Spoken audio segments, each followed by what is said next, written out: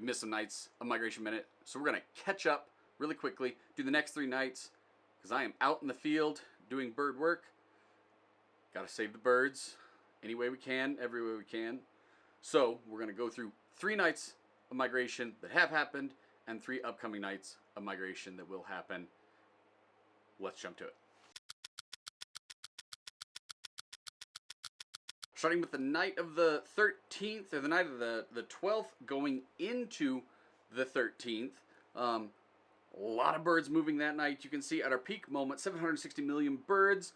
Pretty much the only areas lacking birds was that Iowa into Minnesota and Wisconsin area. You know, a few other small spots where maybe there wasn't as much migration, but otherwise the West was on fire that night, and pretty much so was the East, with only a handful of spots not seeing a lot of movement. Clearly some sort of system there, and a little system there, and a little system there.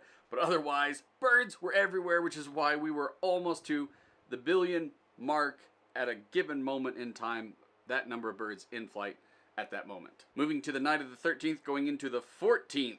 Where was migration? Well, first, let's look at our numbers. We were almost to 600 million, so still a really big night. Not as big as the previous night, but still a really big night. And pretty much all of the migration was happening over the Great Plains. You can see the northern Great Plains were just lit up with birds. And then systems scattered throughout. This is the system from the night before that was over Minnesota, Iowa, Wisconsin, and it's moving to the east there. And then you can see some sort of system coming in over the west, stopping a lot of migration, specifically on the Pacific coast and into that interior west.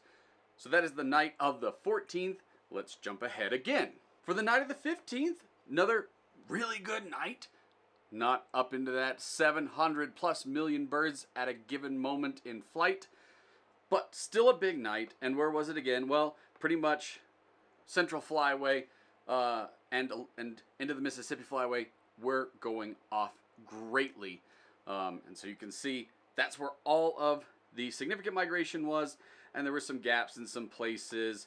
Now, are these just centered around those radar because it's some sort of, anomaly, or maybe the radar was having some function issues? Potentially, when you see stuff like that, that's what it could be. But this over here, likely a system that was moving down the East Coast, probably that one that was further to the west the night before. So that's the nights of the 12th into the 13th. The 13th into the 14th, and the 14th into the 15th, catching us up to today, the 15th.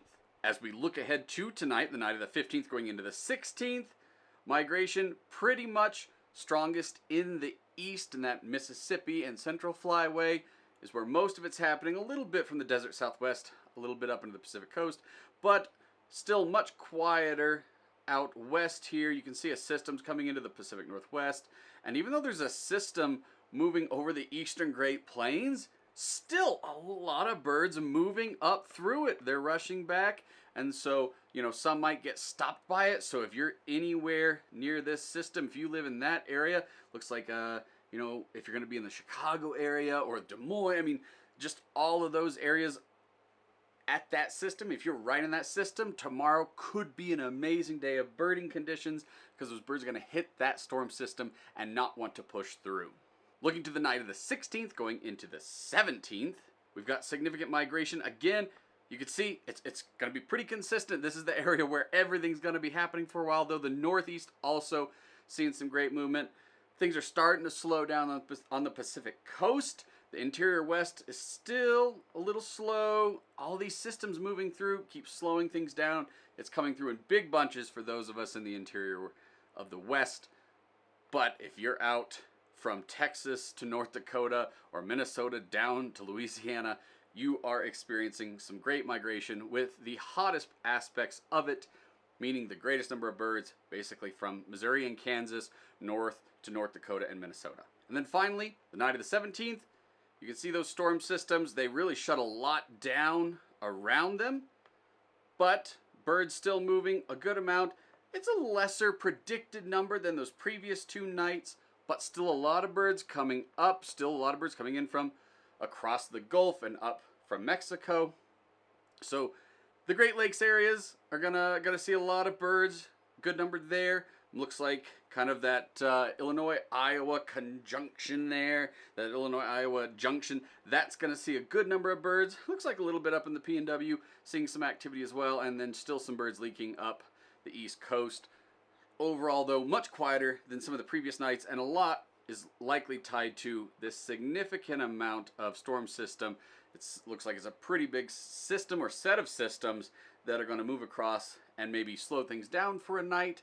And then likely the 18th we are going to see another big push, hopefully out west, as birds wait for that system to pass and then they push through. However, we are about to go over, if we haven't already, so if this is peak migration, we are likely about to do that, where we start to go back down to the sad part of migration, where there just isn't as much happening, though still a lot of birds are late season birds, the last of the birds to arrive.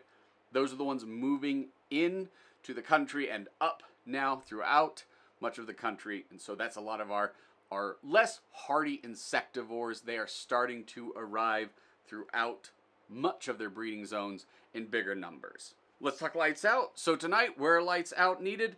Again, you could pretty much paint across the entire U.S. and say we need lights out everywhere. But for big populated areas, Salt Lake, Denver, both in.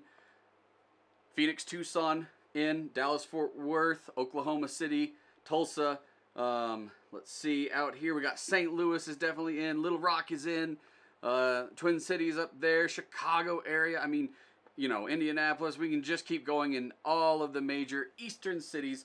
Need lights out tonight because there's significant movement of birds tonight. Looking to tomorrow night, where are the lights out alerts? Well, the major alerts are pretty much from the northern Great Plains straight east. Just a big brush of everything from eastern Montana, Wyoming, Colorado, and then just everything east of that. Draw a straight line straight across, and you can see that's where the major areas are needed. Because that is where, especially when we looked at that map, that corridor right there is where so much bird movement was happening, but also they were moving up into the northeast, predicted for the night of the 16th. And then finally, for the night of the 17th, because that big system, remember we saw that big storm system was kind of moving across, so for the night of the 17th, going into the 18th, looks like up in the PNW, need some lights out up in the Pacific Northwest, okay? Looks like kind of the tri-state region of Colorado, Wyoming, Utah. Not that there's a lot happening down in that area. It's pretty barren as far as lights and infrastructure goes. But then all the Great Lakes states up into the northeast in the major zones. But still, this time of year, pretty much just include everything. Get our lights out. Let's help birds get back to their breeding grounds. There's your migration forecast for the next 3 nights. We caught up on the nights we missed, which were amazing nights. Really bummed we missed those nights, but we caught up. We saw what happened. Are we past the peak? It seems very possible that the biggest night has happened. We'll have to go back and do a recap at the end of the migration season to see which night was the night of greatest movement, but it seems like we're starting to come down to the other side. There may still be one more big night that pushes up into that 700 plus million birds at a given moment in time. But we'll see. We'll see what happens. We've still got a few nights of really big migration that can happen, but we are starting to trend towards fewer birds every night. However, migration's still not over, so get out there, go see some birds, take advantage of this amazing time of year, watch for those storm systems and when they're going to coincide with where big movements are happening that night, and then use that to predict where you should go birding your next morning. We'll see you soon for another Migration Minute.